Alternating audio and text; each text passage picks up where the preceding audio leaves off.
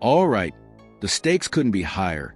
This is a second DWI offense, and that means serious jail time and hefty fines on the table. But here's the kicker. When the mistakes keep piling up, those second chances start to disappear fast.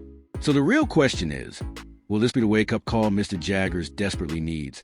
Or is he just digging himself into an even deeper hole? You were charged with driving while intoxicated, second offense. You were facing up to a year in jail and or a $4,000 fine. You know, you just heard what I said to this other gentleman here. Life doesn't get easier. It gets a lot more difficult the older you get.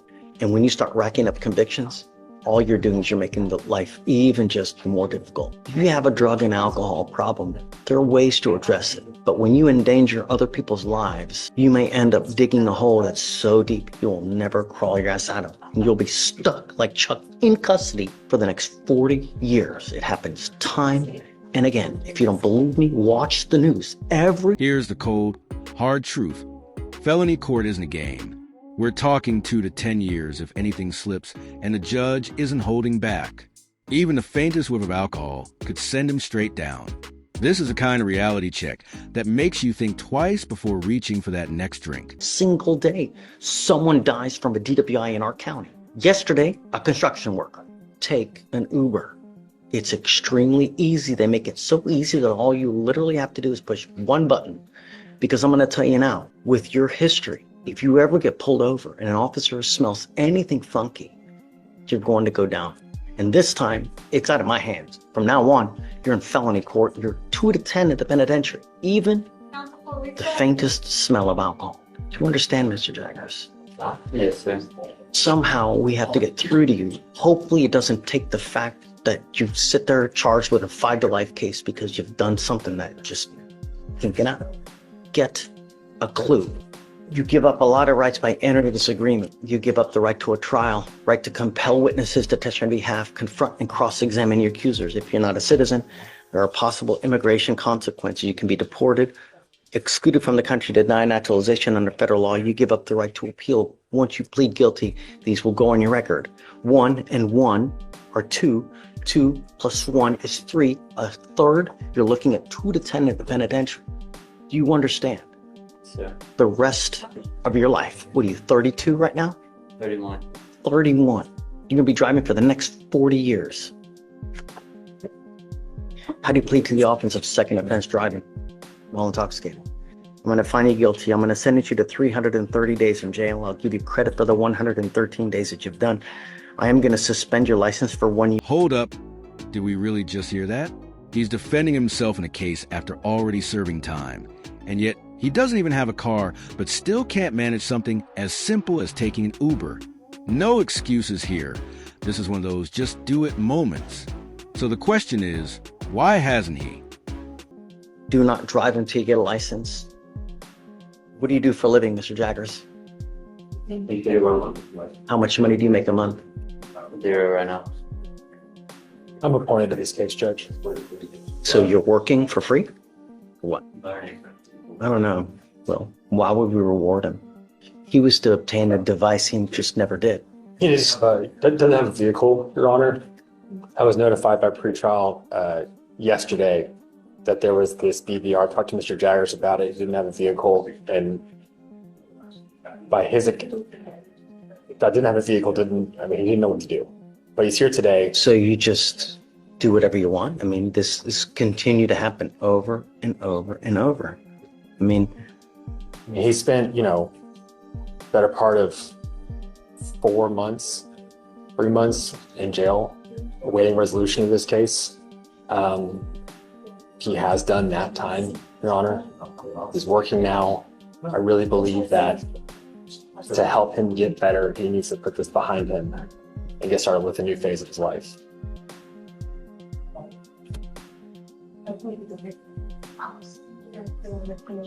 Mr. Jaggers, I'm going to waive the court costs and I'll waive the DPS fine and surcharge. Just take a damn Uber, man. It's not hard. One button on your phone. All this could be avoided by hitting one button on your phone. All right, good luck. Thank you, Judge. Okay. Mr. Newman.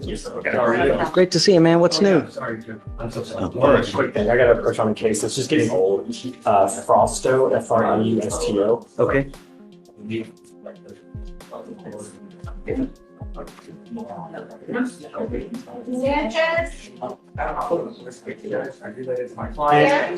last contact I had with him was, "You're late today. If you want to take the plea today, please show up." He hasn't responded to me. That was.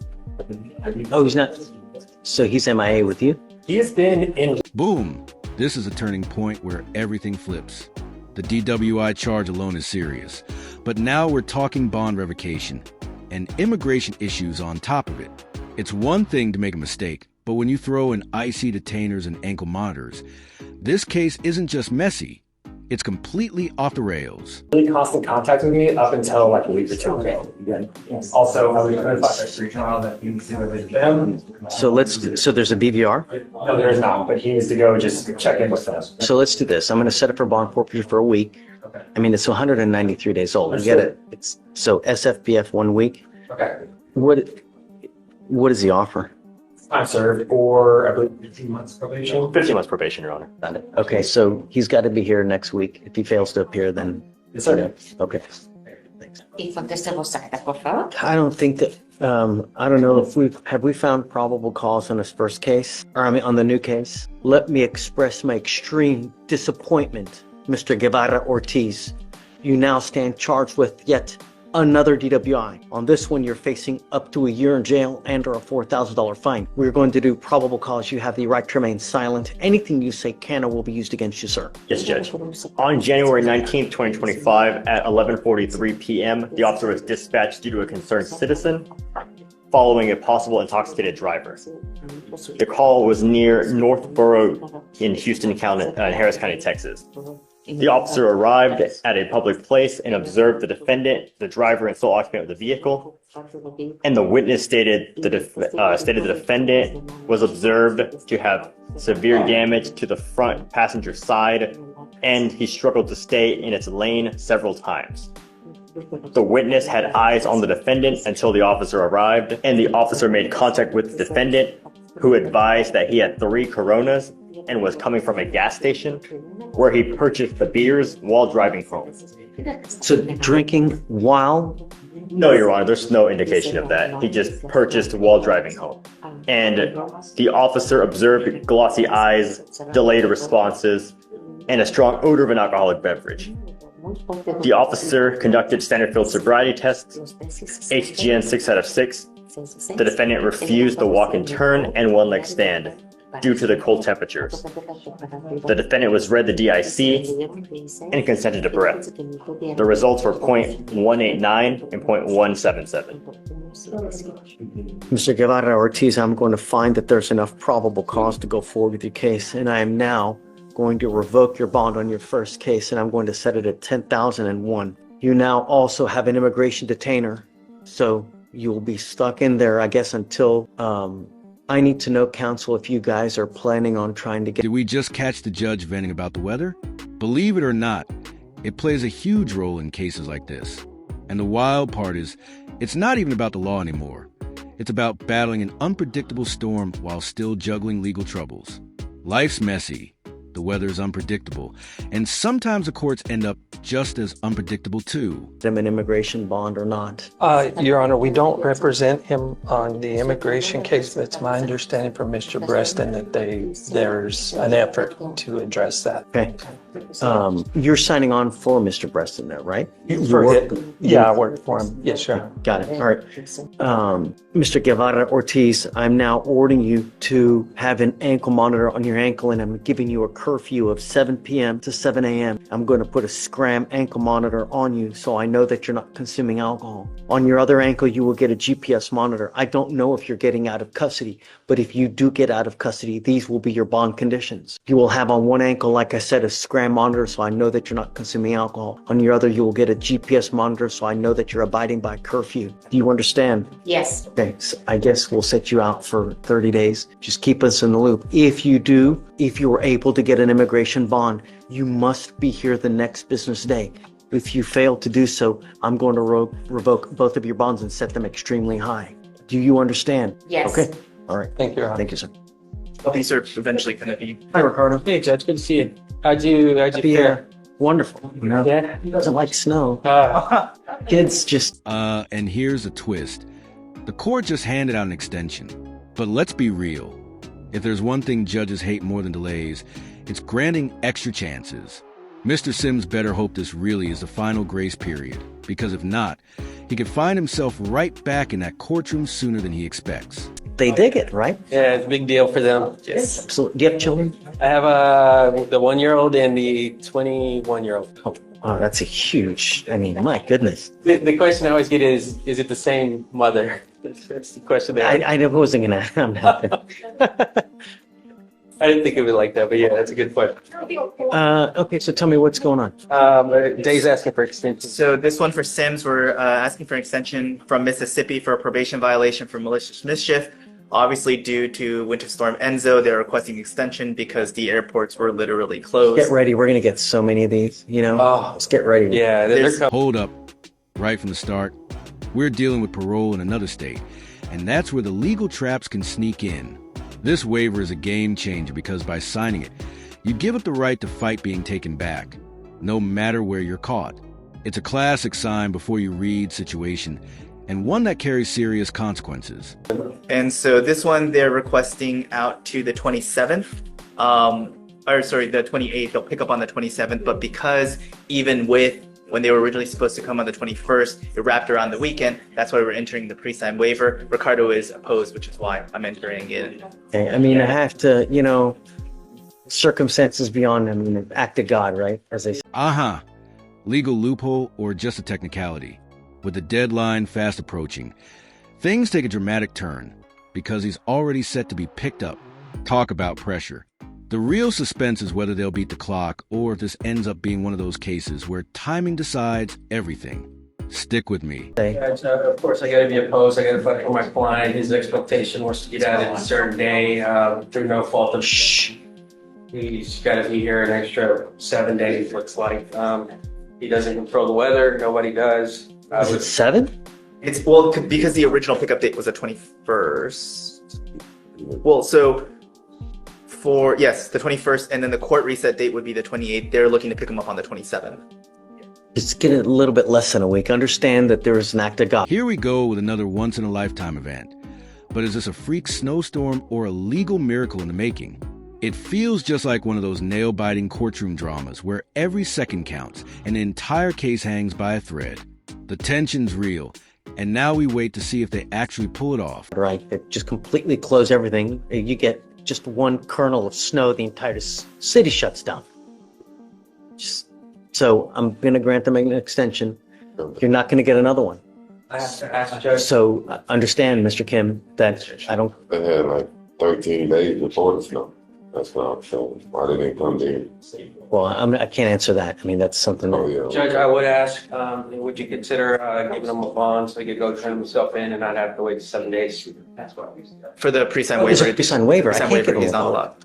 allowed. Understood. Yeah, I mean, you got to understand when you get on probation or when you get on parole in another state, you sign conditions. One of those conditions is that if you ever take off and you become a fugitive, you waive extradition. It's a pre-signed waiver. You have already waived by virtue of signing. You need to read every single thing when you sign it, all the little print, because even if I wanted to give you a bond, I can't because you have already waived by signing that document. In case of some reason they don't make it by this deadline, will he be getting out? Here's the kicker. If you're not a U.S. citizen, a conviction like this could become a one-way ticket out of the country. The stakes are enormous, adding an entirely different layer of stress that no one wants to face. The real question is, does he truly grasp the full weight of these consequences? Because this is something that absolutely has to be taken seriously. That's a great question. Mr. Kim? Unfortunately, with I got to look at the original waiver date. So it's 5th. So statutorily, they have until February 4th, 2025. So strictly speaking, for the pre-signed waiver, he's not allowed to. but this is one where they've already confirmed they're coming on the 27th. So I think it will be a distinction without a difference because they've already scheduled for him to come on the 27th, unless we get another once in a lifetime storm. So we're gonna give them until the 4th, is what I'm hearing? Well, No. the recess is gonna be 28th. 28th. That's Right. that one. They already indicated they're coming on the 27th. Act of God. I don't see anything happening between now and then. Otherwise, the news would be just going nuts, you know? All right, Yeah. well, I mean, should something happen, we'll cross that bridge when we get there. we're back up here. They've said that they're going to come get you absolutely on the 27th. I don't know what time, but on that I'll day. confirm with them that we approached and then submit the order and triple check today that that is still the confirmed date, because obviously we've had ones in the past where we confirmed too late and they had to move it. So I'm going to triple check today. And he'll let you know. I'll talk to them. Okay. Thank you, Josh. We'll talk some more with you. Okay. Oh, I'm sorry. Did you have something else? Did have one more, Judge. Sorry, Mr. Saldana. I don't. Good morning, sir. Yes, señor. Sir, you were charged with driving while intoxicated. You are facing up to 6 months in jail and or a $2,000 fine. You have worked out an agreement where they're offering you 3 days in jail with credit for the 2 days that you've done. You need to understand that this charge will go on your record. It's going to be there for the rest of your life. From now on, you are facing a minimum of 30 days in jail. No more proverbial slaps on the wrist. Do you understand? Yes. If Yes. you get pulled Sí, over, usted lo paga. first thing an officer does is they look up your criminal history. If they see prior DWIs and they come up to you and say, smell alcohol, it's probably not going to go well. So from now forth, I would never, even if you had a sip of alcohol, get into a car. You're giving up the right to a trial, right to compel witnesses to testify on your behalf, confront and cross-examine your accusers. If you are not a citizen, there are possible immigration consequences. You can be deported, excluded from the country, denied naturalization under federal law. You give up the right to appeal. Once you plead guilty, you can never take this off. Do you understand? This is what you want to do. Yes, sir. Yes. How do you plead to the offense of driving while intoxicated? Guilty or not guilty? O no culpable. Guilty. I will find you guilty. I want to send you to the agreement. Let me make one more thing clear, Mr. Espinoza. There is a $3,000 surcharge on this type of case. You pick up a DWI second, it's a $6,000 surcharge on your case that you can probably end up paying. I will waive it now, but understand, if you continue to put other people's lives in danger, it's not going to go well for you. Muy bien. Good luck, sir. Buena suerte, señor. Thank you. Good morning, Mr. Chavez. Buenos días, señor Chávez. So you're charged with driving while intoxicated. You are facing up to 6 months in jail and or a $2,000 fine. You guys have worked out an agreement where they're offering you 3 days in jail with credit for the 2 days that you've done. You need to understand, sir, that this charge will go on your record. It's going to be there for the rest of your life. When you plead guilty, you give up the right to appeal, meaning that you can never change this. Do you understand? Yes, yes. You are giving up the right to a trial, right to compel witnesses to testify on your behalf, confront and cross-examine your accusers. If you're not a citizen, there are possible immigration consequences. You can be deported, excluded from the country, denied naturalization under federal law. Do you understand these rights that you're giving up? Yes. You also need to understand that there are no more proverbial slaps on the wrist. From now on, you are facing a minimum of 30 days in jail for any new cases that you pick up in here. And if you're not in this country with permission, you do anything short of more than 6 hours, you will get an ICE detainer. So if I were you, I would never, even if you've had a sip of alcohol, get into a car and drive. Do you understand? Yes, I How do you understand. plead to the offense of driving while intoxicated? Guilty or not guilty? Guilty. I'm going to find you guilty. I will sentence you to 3 days in jail. I'll give you credit for the 2. I'm going to suspend your ability to drive for 90 days. Do not drive. Otherwise, you're going to be right back over here, sir. What does your client do for a living, sir? What does your client do for a living? He does carpentry work there, labor work, the framing, that kind of thing, home framing. I'm asking. Come on, Ridley. Sitting at home doing nothing isn't the answer, and this is the part where we all collectively groan. Life doesn't magically get easier. It only gets tougher, especially without a high school diploma. But this could be your shot to change the story. Get that GED, find steady work, and start building something real for yourself. This because there is a DPS surcharge that they usually tack on for around $3,000. I will waive this fee for you now, but I'm telling you on a DWI second, it's around a $6,000 surcharge on a DWI second. So get a clue. Do you understand? Yeah. You're allowed to make a mistake, but when you continue to make mistakes with you endanger other people's lives, there are serious consequences. Good luck, sir. All right, wait a minute. All right, Well, then, there's a portable device, Judge, that you've been we'll having. take it off. Thank you. Okay, all right, please declare. Yeah. Mr. Ely, is this your client? Yes, Your Honor. Good morning, Mr. LZ. On, sir. Just trying to. Back on me. It looks like you were charged with 2 cases. You were charged with criminal trespass. You're also charged with criminal mischief. On both of those, you're facing up to 6 months in jail and or a $2,000 fine. You've worked out an agreement. They're offering you 48 days in jail with credit for the 16 that you've done on the criminal trespass. They're dismissing the other case. Yes, Your Honor. Time served on the criminal trespass and dismissing criminal. Is this how you understand it, sir? Yes. You need to understand also that this charge will go on your record. You're now facing a minimum of 30 days in jail for any new cases that you pick up. You give up a lot of rights by entering into this agreement. You give up the right to a trial, right to compel witnesses to testify on your behalf, confront and cross-examine your accusers. If you're not a citizen, there are possible immigration consequences. You can be deported, excluded from the country, denied naturalization. Like I said, you give up the right to appeal. So once you plead guilty, it stays on your record. Is this what you want to do? I believe so. How do you plead? How do you plead to the offense, sir? Guilty. I plead. All right, I'm going to find you guilty. I'll follow the agreement. Good luck to you, sir. What about the enhancement? Is it true or untrue that you had a prior terroristic threat, sir? I'm on my medication, so I missed my medication. I have trouble getting my medication. I was just. Did you have a prior terroristic threat in the past? It looks like from August of this past year with us. I don't remember any terroristic threat towards you. You guys, towards Just in general. You had a case in this court that you took 57 days time on, and that was August 20th of 2024. Do you remember taking that? This bond amendment is a major turning point. No contact with the victim and no access to weapons. It's a serious restriction meant to keep him in check, but the real question is whether it's enough to push him onto the right path. With the pressure mounting, this could very well be his final chance to turn things around. I believe I was in court before, but That's all we need to know. That's it. Okay. All right. Thank you. I spoke to her last night and she wants to know.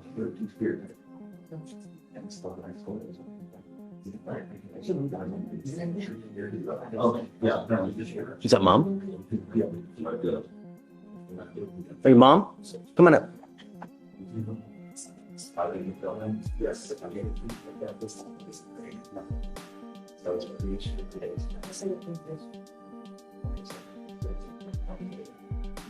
Thank you so much for coming. It's great.